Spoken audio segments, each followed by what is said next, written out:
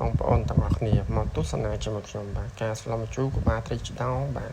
ជួយតគួនបងប្អូនបាទឥឡូវយើងមានក្បាលត្រីឆ្ដោមួយបងប្អូនបាទធំមែនតើ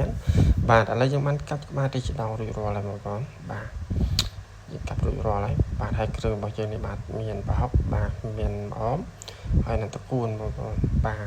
ហើយម្ជូររបស់យើងខ្ញុំប្រើម្ជូរ7បងប្អូនបាទបាទឥឡូវយើងមើលទឹករបស់យើងបងប្អូនបាទដាំហើយបាទដាក់ដាំចឹងទៅបងប្អូនបាទឥឡូវនេះដាំហើយទឹកយើងចាប់ដាំពុះបងប្អូនបាទទឹកយើងចាប់ដាំពុះហើយបាទ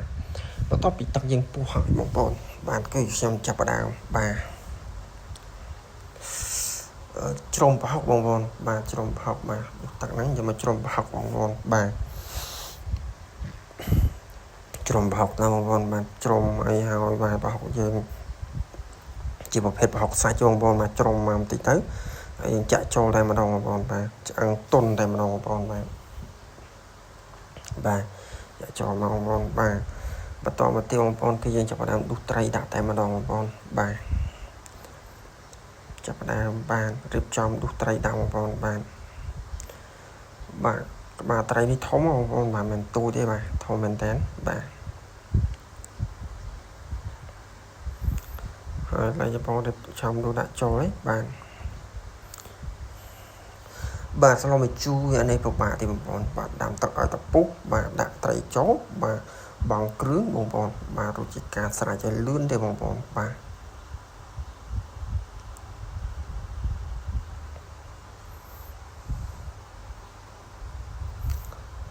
លើក្រោបពីបន្តិចបងប្អូនបាទឥឡូវវាពណ៌បងប្អូនបាទគ្រឿងរបស់យើងមានច្រើនទេបងប្អូនមានទឹកត្រីបាទមានស្ករសប៊ីចេងណាបងប្អូនបាទសម្លខ្មែរបាទហើយដាក់គ្រឿងសាមញ្ញតែរសជាតិបាទធានាថាមិនឆ្ងាញ់ស្រក់ទឹកមាត់តែម្ដងបងប្អូនបាទហើយបន្ទាប់ពីយើងដាក់គ្រឿងហើយបងប្អូនបាទយើងភ្លក់មើលប៉ុណ្ណឹងល្មមហើយបាទចាប់ផ្ដើមដាក់តកូនចូលតែម្ដងបងប្អូនបាទតកូនចូលបាទនេះបាន7យើងដាក់ចូលដល់បងប្អូនបាទដើម្បីឲ្យវាចេញជាតិជូរនៅនឹងតែម្ដងបងប្អូនបាទដាក់គ្រាប់តែម្ដងខ្ញុំបាទគេថាស្លបែបខ្ជិលណាបងប្អូនបាទឥឡូវនេះយើងចាប់ផ្ដើមដាក់តកូនចូលដល់បងប្អូនបាទដាក់តកូនចូលដល់មកបងប្អូនបាទពេលដាក់ហើយបាទកូរវាវ៉ាក់ទៅ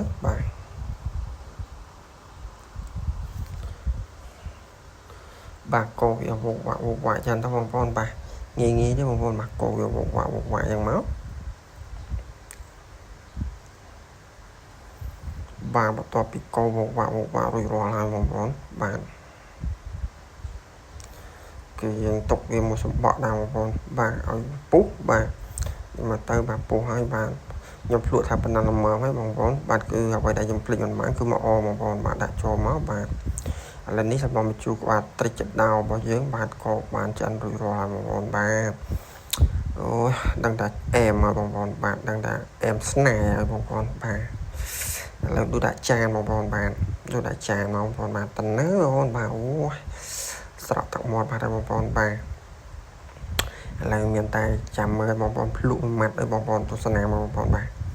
ឡូវចាប់ផ្ដើមភ្លក់ឲ្យបងប្អូនបាទអូយអែមបងប្អូនបាទហើយវីដេអូរបស់ខ្ញុំក៏មានប៉ុណ្ណឹងដែរបងប្អូនជាចុងក្រោយបាទអរគុណច្រើនសម្រាប់ការតាមដានវីដេអូរបស់ខ្ញុំតាំងពីដើមរហូតដល់ចប់ផងដែរបងប្អូនចាំតាមដានជួបខ្ញុំនៅវីដេអូក្រោយទៀតបាទ